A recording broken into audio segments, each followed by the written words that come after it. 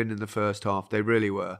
And I think we have to say at this point, we have to say England got their lucky break. And I don't think I can remember that happening very often in tournaments over the years. And I've always said, to win a tournament, you need occasionally to get lucky. We haven't had that. In my time, we lost on penalties against the Germans. We hit the inside of the post and the ball came out in extra time with Chris Waddle. I can remember the hand of God in '86. He got away with one. I mean, this decision there. Frank Lampard knocks one over the line and it's not given. We've had so many decisions go against us, even going back to Qatar in the World Cup, the quarter-final there. The foul, I think, on Saka, and they broke away and scored. The penalty that was clear and obvious wasn't given, I think, also against Saka in that first half.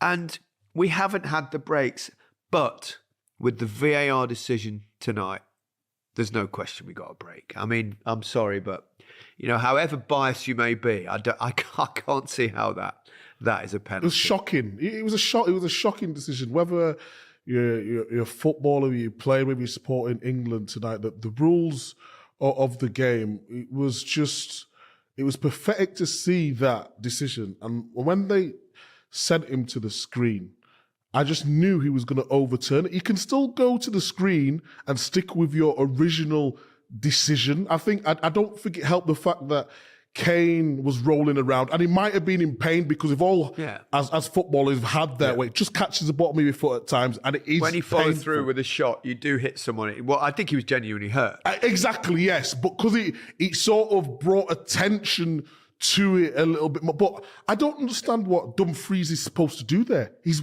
basically, he's not gone and lunged at Kane. He sort of kept his distance, put his foot up to block the shot. Kane's had the shot, followed through. It's just a collision after the shot. It was one of the worst decisions I've ever seen in top-level football. If the referee had given it on the pitch, you would wonder whether VAR would have overturned it. I would have overturned it. It just wasn't a penalty. It wasn't a penalty. It just wasn't a penalty. I agree. And I know Alan said in the group earlier on, you know, if the ref would have given it, it would have been over. Forget that. Yeah. It wasn't a penalty. Fact. It's not the case of, oh, well, if that... And that is the problem with VAR. And we've talked about it. It's where you can say, oh, well, the refs give it so it's not clear and obvious. That clear and obvious is nonsense. It rather is or it isn't. It's as simple as that. And that wasn't a penalty. But as England fans, as Englishmen, we will take it. Of course. We've had so many bad decisions. I've had them myself. Those things happen in the games, and you take your luck when you get it. And I've said so many times, to actually get through to a final or even to win a competition, you need things to go for you. And they have done with it. You know, the long throw, the flick on. I mean, a bit of brilliance from Bellingham.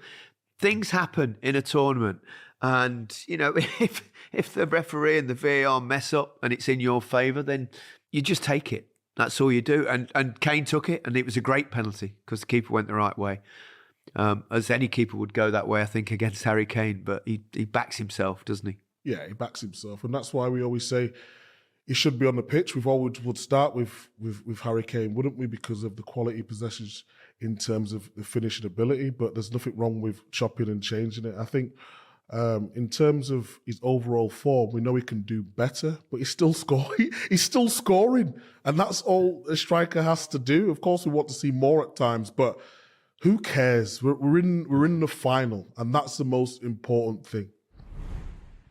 How about this, Mike? England have won 5 of their last 6 games after conceding the first goal at the Euros.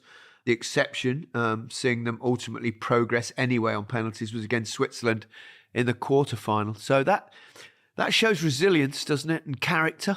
I think that's what we've talked about with Southgate in terms of he's brought a togetherness. When we talk about Southgate, tactically, we say, okay, can he make substitutions a little bit earlier? But you can't doubt the spirit that this group have.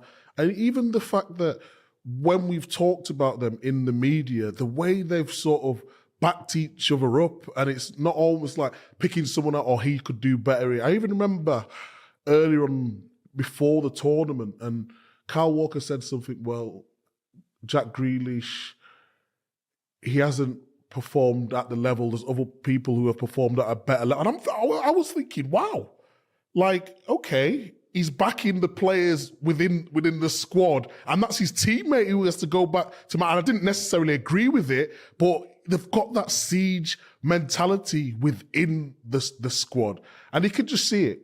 One thing you got to say about this England team, they actually can defend. Yes. They can defend. Which was the big worry before the tournament, wasn't it? Remember? Exactly. They can defend as a unit. I mean, yes, we want to see a little bit more going forward when we can.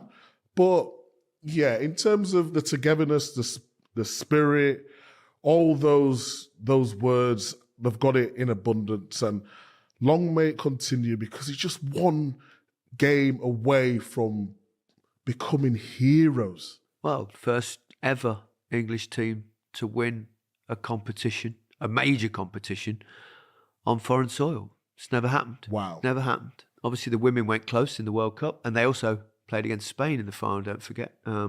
Hopefully we'll get a different result in the final.